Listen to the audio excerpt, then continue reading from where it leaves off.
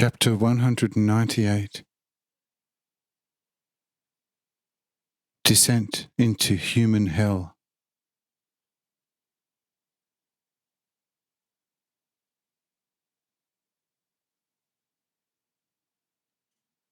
Jakob did not like the ever-increasing power of the priests, since he recognized that due to the stipulated benefits, he had to dance as the priests whistled. But what could he do?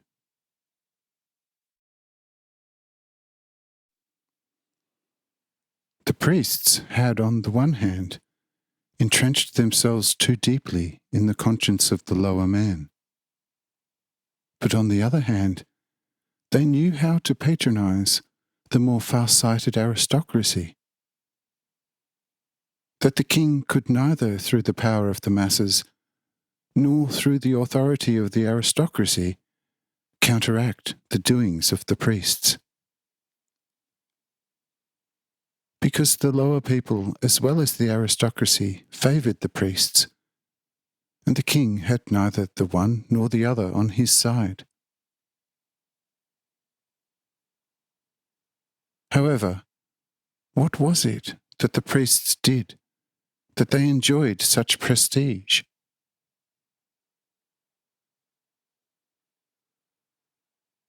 The priests entrenched the once approved caste system by the king more firmly. For as long the priests had not piled the treasures in oversized heaps in their vast treasuries, for as long it was possible to buy oneself with money into a higher caste.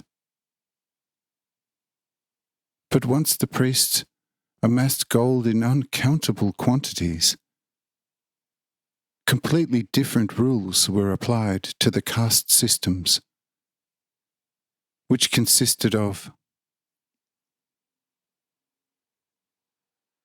only from the slave caste was it still possible to buy into the lower citizen caste, but all other castes were fixed in such a way that no one could buy into another caste, even with all the treasures of the world.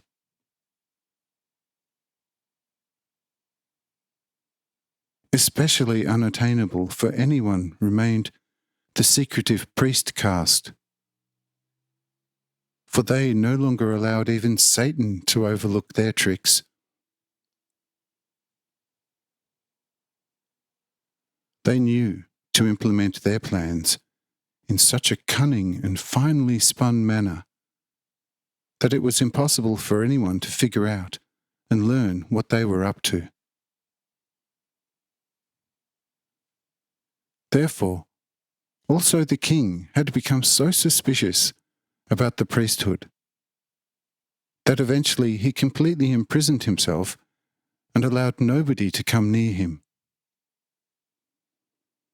But that was just another good grist to the mill of the priests, because only now their rule was perfected.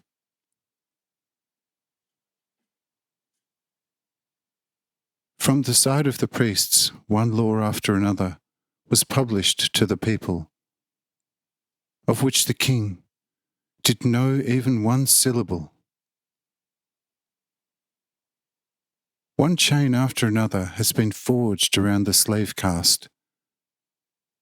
But when they started to complain too much, the priests subjected them to the strictest penance, and by the death penalty forbade them to talk, and also curtailed their right substantially to buy into the lower citizen caste. However, every lower citizen could, due to a very minor offence, be condemned to the slave caste, because in this case all his possessions became the property of the priesthood.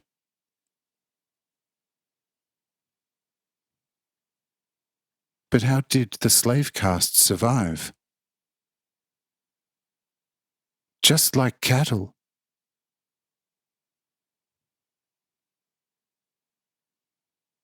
The nobles and the upper middle class bought the slaves, of course completely naked, because a slave was not allowed to wear clothes, from the priests, and built stables for them, just as for livestock.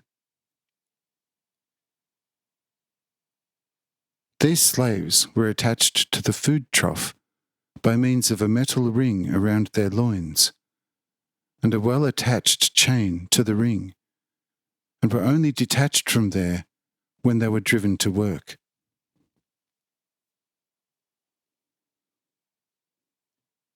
The prestige of the aristocracy and the higher middle class was based on the number of slaves they owned. It was therefore that the slaves' caste was increased extensively.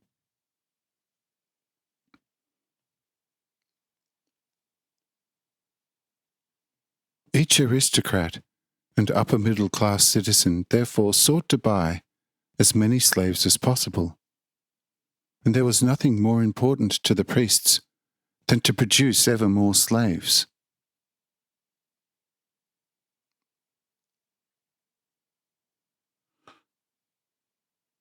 In order to accomplish this as easily as possible, they introduced a kind of confession and inquisition. Who therefore was called to a confession was doomed to the slavehood. It is not necessary to say more.